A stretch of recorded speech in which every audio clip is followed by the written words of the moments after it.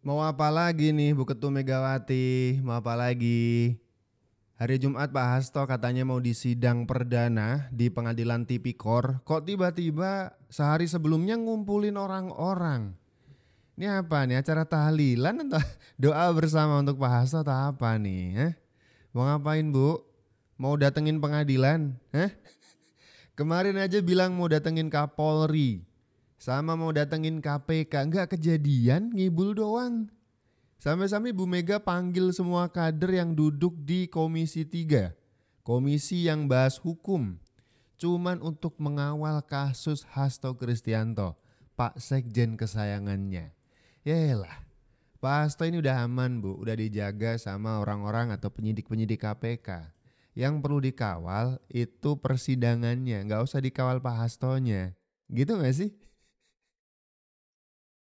Sekjen PDIP Hasto Kristianto dijadwalkan hari Jumat ini akan menjalani sidang perdana di Pengadilan Tipikor Jakarta terkait kasus dugaan suap dan perintangan penyidikan atau obstruction of justice terkait pergantian antar waktu yang melibatkan caleg PDIP Harun Masiku.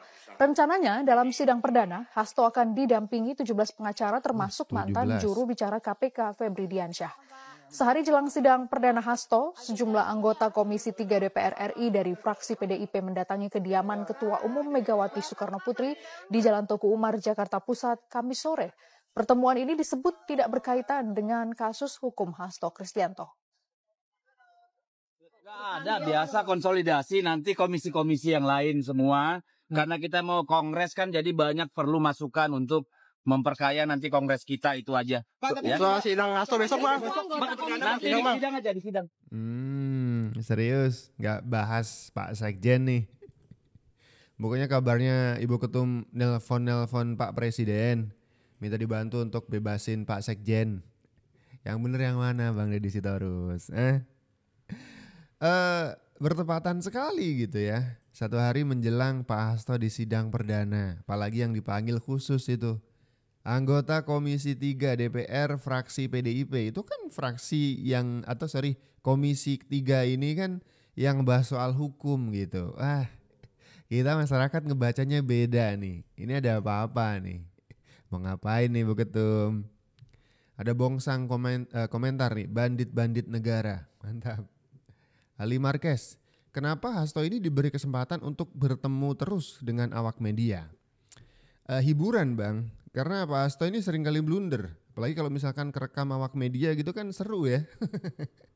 Seru. Terakhir kita tahu blundernya Pak Hasto tuh ngebongkar katanya rekaman rahasia Pak Jokowi. Padahal bukan. Itu kan makin kocak. Ini sekelas sekjen sekocak ini gitu.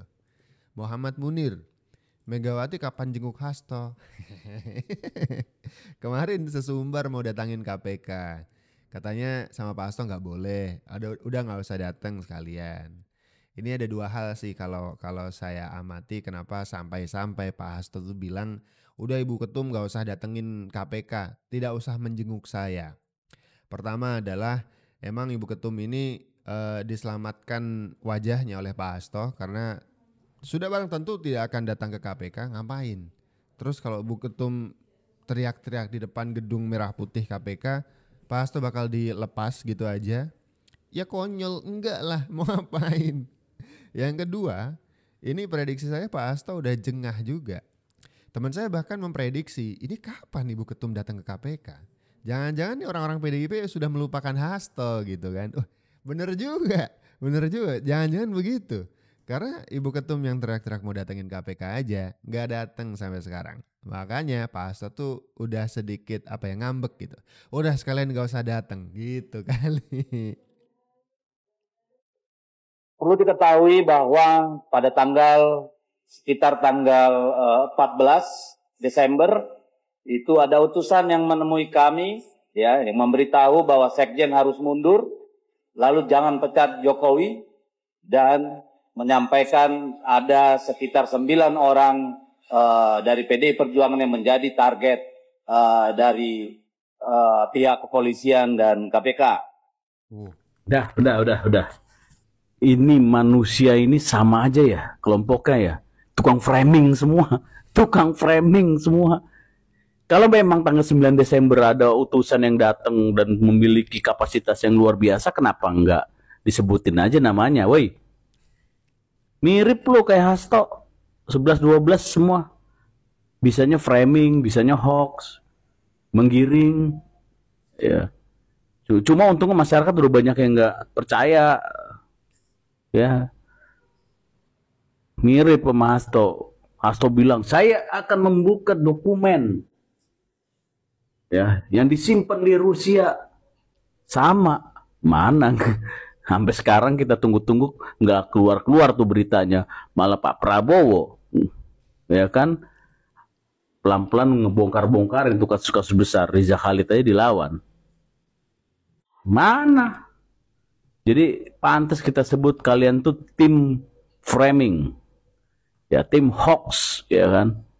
Makanya itu, aduh, ini saya yakin secara pribadi ya, di dalam tubuh PDIP sendiri banyak yang nggak setuju sama orang-orang model-model dia ini, Deddy Sitorus, Hasto, yang memang justru memecah, yang justru menghancurkan PDIP dari dalam.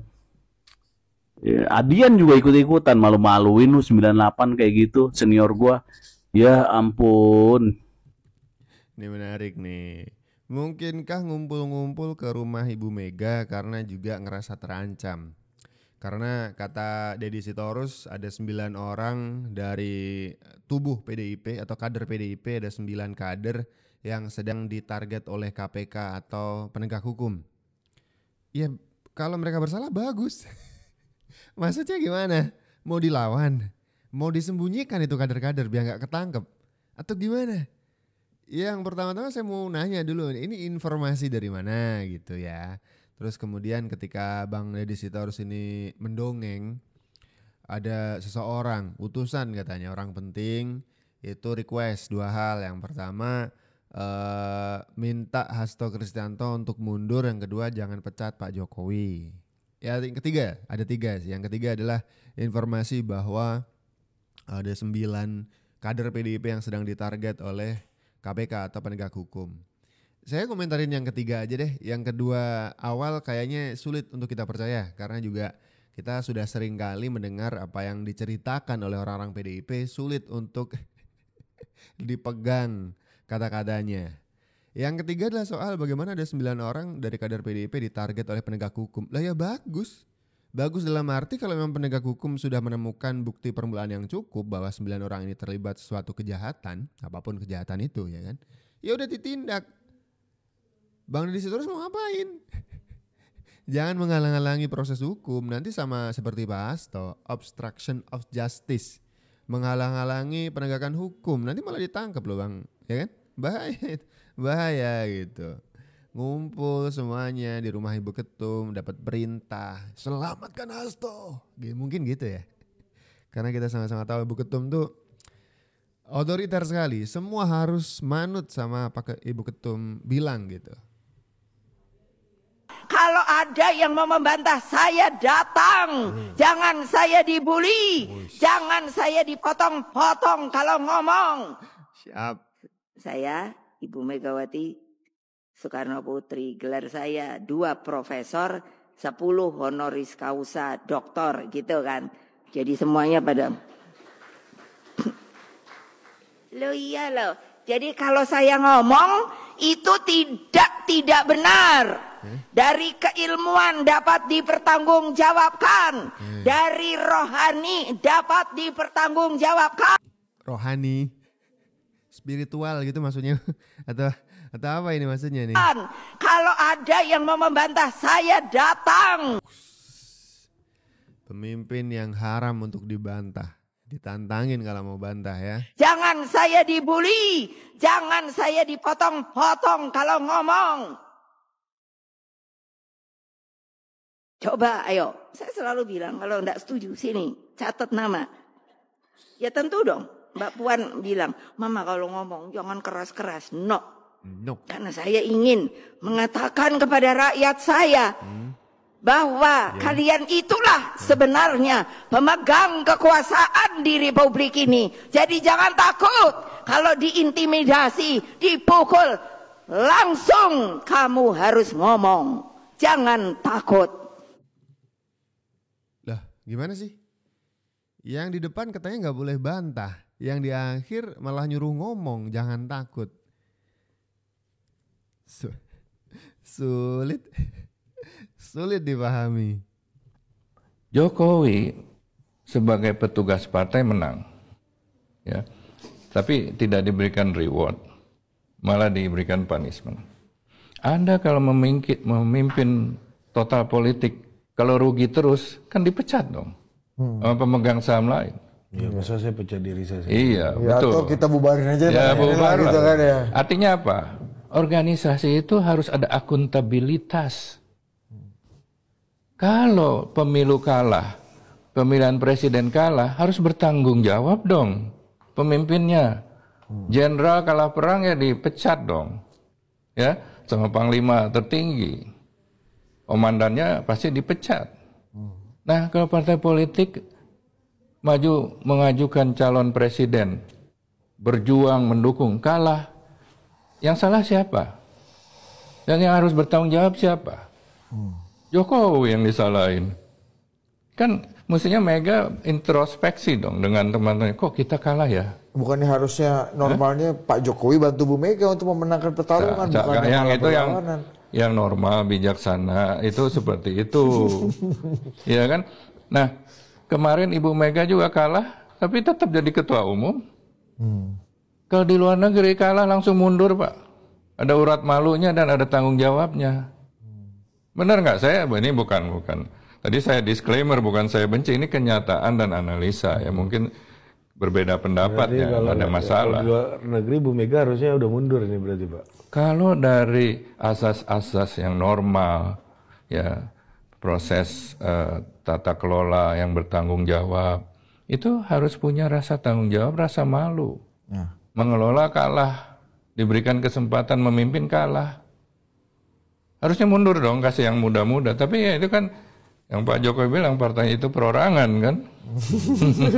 Tapi di pidato beberapa waktu yang lalu kan Bu Mega kan juga sebenarnya pengen mundur nih. Iya. Aku udah pengen mundur, aku udah nggak mau nyalon lagi. Tapi Cuma karena partai dikuyo-kuyo mau diambil, aku harus memimpin paling depan. Bahkan waktu kemarin pidato juga ketika Mas Hasto kabarnya diganggu secara hukum gitu. Kapolri mau Kapolri saya mau datengin. Kalau Mas Hasto dipanggil ada apa-apa dengan KPK, saya akan datang ke KPK. Jadi masalahnya udah di Saya dengar pidatonya kok miris sebagai teman lama ya. Miris itu pidatonya itu kalau kita lihat pola-pola pidato dan apa yang dibicarakan itu kan kayak apa stand up comedy gitu loh, kayak komika. Iya dong. Benar nggak? One way ketawa, ada audiens yang tepuk tangan. Nah, satu hal lagi dari segi substansinya. Kalau yang ngomong di stand up comedy, kalau anak buah saya dipanggil KPK, saya geruduk KPK, itu ketawa semuanya. Tapi ini konteks orang pemimpin. Tepat, tidak menunjukkan betapa besar jiwa pemimpinnya. Masa iya ada anggotanya yang istilahnya itu punya masalah dengan hukum, ditangkap oleh penegak hukum, masa iya mau menggeruduk ke kantor si penegak hukum gitu. Ini otoriter sekali, kayak nggak mau jadi pihak yang salah gitu, semua benar. Repot sekali.